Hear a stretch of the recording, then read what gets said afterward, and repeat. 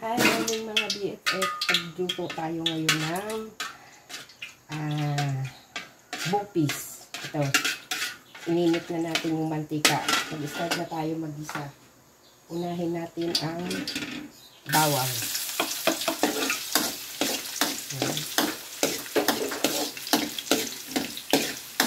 Ipa-brown lang natin siya ng konti. Lumabas yung kanyang aroma.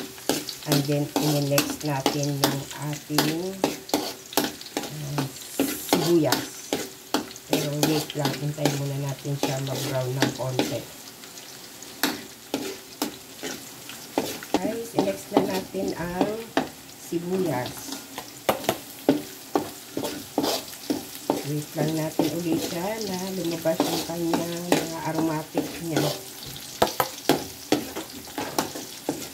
Tapos, in-next natin ang luya.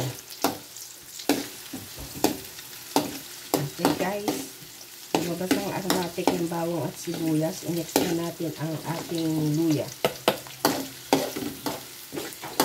Ikayudin lang natin siya na medyo maluto yung luya.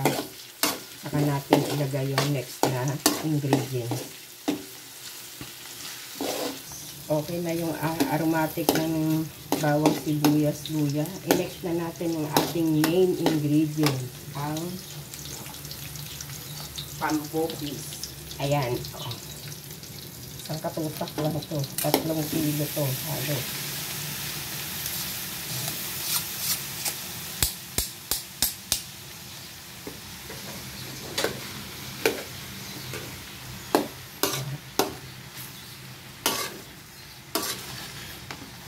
Hintayin lang natin siya na magisa siya. Saka natin ilagay yung another ingredients pa. Mamaya pa to. Igisa muna natin siya mga 30 minutes hanggang mag-brown siya. Maprito siya ng konti. Ayan na. Ayan na mga BFF. Medyo na prito na siya. Ayan o, pumuputok-putok na siya. Lagyan na natin siya ng suka.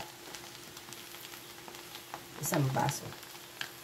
Kasi kailangan, diba, maraming suka. Ayan.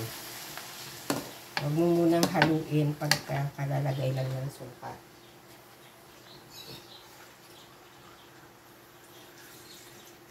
Tapos, lagyan natin siya ng water. 1 baso rin. Balikan natin siya later. Ayan guys, balikan na natin. Haluin na natin siya. Lagyan na natin siya, diba, ng suka at tubig. Haluin na natin siya kasi kumulo na. Yan. Pag nilagyan ng suka, huwag mo kaagad haluin. Haluin nyo muna. Para hindi pumakla yung... Tapos, ilagay na natin ang ating siling haba. Hiniwa-hiwa ko lang siya ng spice lang. Yan. Medyo madami siya, mga 13 pieces siya na siling haba. Kasi kailangan, diba, ang bopis dapat medyo maanghang-anghang. Tapos, lagyan natin siya ng implahan na natin asin. 1 scoop lang muna. Baka umalat. Adjust na lang mamaya.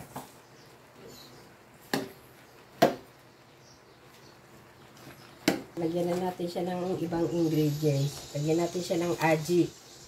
Nasa choice nyo na yan, mga friend, kung maglalagay kayo ng aji. Tapos lagyan natin ng magic sarap. Yung aji na nilagay ko ay 2 teaspoon. Ito naman 3, 4, 5 teaspoon. Tapos, nilagyan na siya natin kanina habang ginigisa yung karne ng paminta. Ngayon, lagyan pa ulit natin siya. Okay. Tapos, okay guys, lagyan na natin ng tomato sauce. Mga 200 ml yan ang ilagay natin. Tapos, adjust tayo mamaya pag kulang pa siya.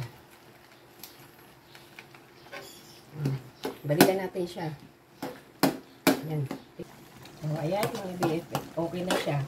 Dinagdagan ko pala siya ng another 200 ml na tomato sauce. Tapos, dinagdagan ko siya ng asin. Diba? Isang scoop lang kanina. Dinagdagan ko po siya ng half scoop. Ngayon, ilalagay na natin ang carrots. Alalayan mo ilalim ng ano. 3 carrots yan. Sakto lang yung laki. Medium size. Sa 3 kilo ng pambokis. Ayan. Balikan natin siya mga BFF. Halo lang natin yan. Balikan natin siya. Ito na mga BFF. Luto na ang ating bokis. Yan. Okay na yung sabaw na yan. Matutuyo pa yung mamaya. Konting-konti na lang siya. Patayin na natin siya. Isalin na lang natin siya sa ating serving plate. Ayan na mga BFF. Luto na ang ating bokis. Ito. Dito ko lang muna sinalin sa isang bowl. Tapos ito, nasa 2 Tupperware na maliit. Kasi ipamimigay ko yan. Sige na mga BFF. Bye-bye na. See you next luto sa kusina ng Blind Kusinera. Bye-bye!